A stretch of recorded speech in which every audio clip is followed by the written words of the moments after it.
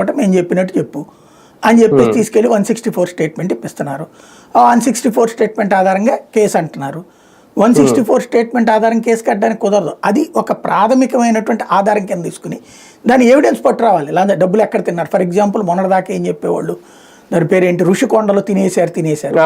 ఋషికొండలో ఈడ్చిపెడిదంతా 450 కోట్లతో అది మొత్తం కట్టారు. ఇప్పుడు సెక్రటేరియట్కి ఎంత కడుతున్నారు? 1000 కోట్లు 1500 కోట్లు ఖర్చు పెడుతున్నారు కదా దానికి. మరి అంత విశాలమైనది వీళ్ళే చెప్తున్నారు కదా, ప్యాలెస్, రాజ ప్యాలెస్ అని చెప్పేసి. అంటే రాజుల ప్యాలెస్ తరహాలో కట్టిన దానికి ఆఫ్టర్ ఆల్ అయింది 500 కోట్లు. ఇక్కడ ఎంతగా అయింది? ఇదివరకు 1000 కోట్ల రూపాయలు అయింది.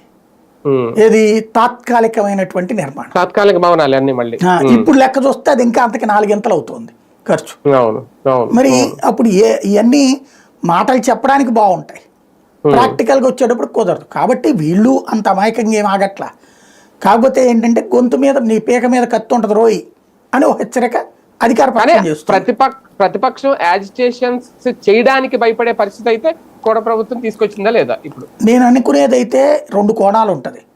ఒకటి భయపడటం, అది తక్కువ ప్రయారిటీ. ఎందుకంటే వీళ్ళెవరు భయపడే క్యారెక్టర్లు కాదు. మొరట లేకపోతే మొండితనం ఉన్న రోజే భయపడుద్దా?